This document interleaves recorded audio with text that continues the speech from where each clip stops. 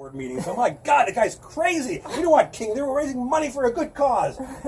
And then it hit me that the rapture, okay, this obsession we have with transcendence, with rising up, with little wings going up to the sky, because we know when the Messiah comes. So we have rapture, we have Eddy, we have Daemon, and we have Shakespeare. What is the point of all this? It is the invention of a new brain, the invention of a new mind, a new person.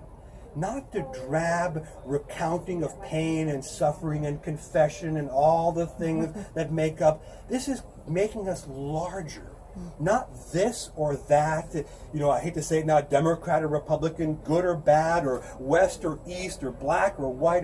This is beyond. This is what Nietzsche said back in 18, beyond good and evil, beyond opposition, into a new world where melded difference becomes a new kind of language.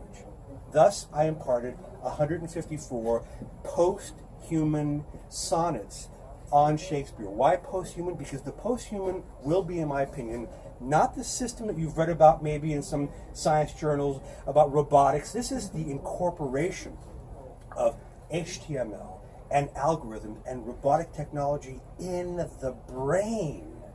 In our brains, in our physical bodies. It becomes the new language, not something sort of cutesy we imagine, we're going to get a robot who's going to sweep the floor for us. This is the robotic imagination inventing a new kind of language for us. And the whole point of everything I'm doing is trying to invent a new language, because, again, everyone I've loved in poetry made for themselves a new linguistic system.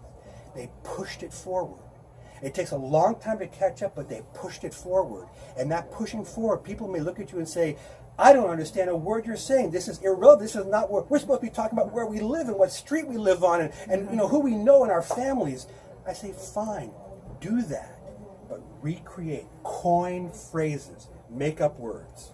Now, because of Rapture, this book is full of religiosity, full of hermetic symbolism, full of sort of multi-religious kind of qualities, and I'm playing on those things because I imagine that Shakespeare ultimately was, at the very core of who he was, satirical. And I think that that is the only thing that's ever going to get us through the malaise of our lives and of the world, is satire, not sarcasm, not nihilism, but satire, like Jonathan Swift. Commandment 613.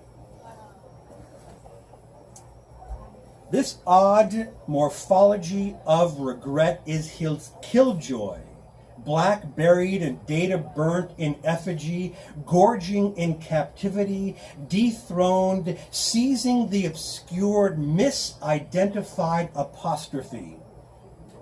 Eddy's derived, just like us, from an esthétique du mal, is a philandering anti, teary sentimentalist, airy romantic, dark-blooded and rugged hallow and brain spin. He's also vacant as a shaken realist, thick-lidded with prophecies of a copycat mood killer listening to our filial resentment. His negation has always been lit by eccentricities and persona. It's never mere panic or nostalgia for a past of fake halcyon days. He's not driven by a pedagogical anima. He's, au fond, our savage severity and cop-out.